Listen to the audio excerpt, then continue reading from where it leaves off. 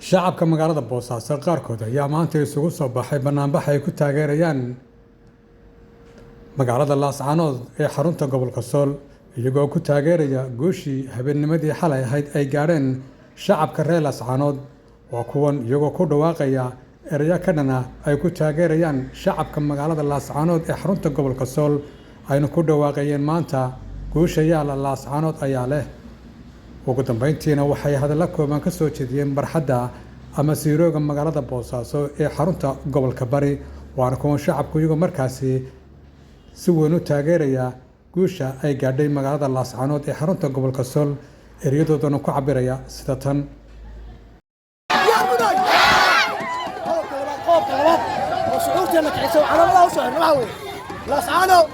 وبنتلان غير كاملة مدحونا الدولة بنتلان سيد عبد الله دلوع يري لاسعانو iyo qandala isku xirna waxaan leeyahay xaafariin faray sida Abdi Daniyo shacabka halka soo baxay waa reer Puntland kaasatan waa gobolka Bari dadka ku nool waxay la dirayeen shacabweynaha halka waxa ku sugay la rasaano waxaan leenahay hadii aan laga dhigin waxa wadaan sanduuqyada wadaan oo ciidanka ku wadaan laascaano baa waxay maraysaa dhimasho si la sheegay dhowr iyo 30 qof xalay waa u joodan reer laascaano waa socday waxa leeyahay laascaano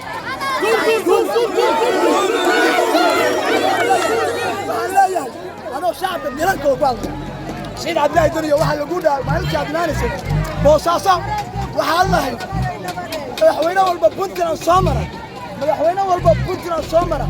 وحولها لاسعانا شعورية لاسعانا أنا كينيا سيد عبد الله دنيا هدي عبدوني سمات المستقبل يشوف لاسعانا هذا عيني قدها يا دور شنو تبدي بدي يا رمضان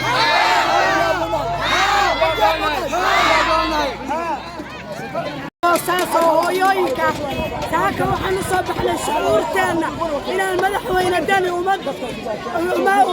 ma isdiiwaan gelin uma dareeri karno magaaladii Laascaanood ka qubanayso gabadha Sool joogta gabadha Xalula joogta iyo midda Laascaanood joogta madaxweyne dani waa isku mid madaxweyne sanduuqyada dib nooga dhigo Sool ha la xoreeyo شعبكي غير Laascaanood gowracayo in madaxweyne Cabdilaahi Galay uu doorasho dhacaysa anagu doorasho marna uma joogno mana aadano Saciid Cabdilaahi Galay waxa ka codsanaya ciidanku boosasoo galeen inuu geeyo Laascaanood xoreeyo marka Laascaanood xoreeyo ka bacdi uu cadaynayna laakiin hadda Laascaanood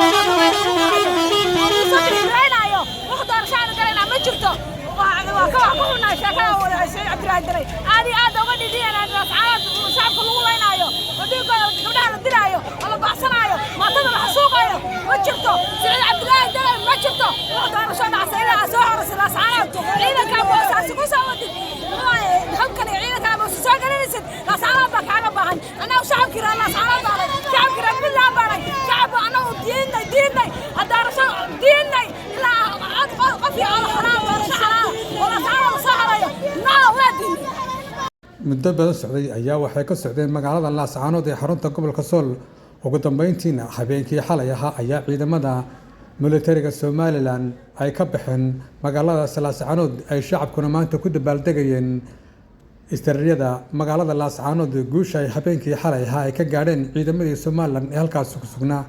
waa Axmed Cabdilaahi Ciise Axmed Cashuur magaalada Boosaaso ee xarunta gobolka Bari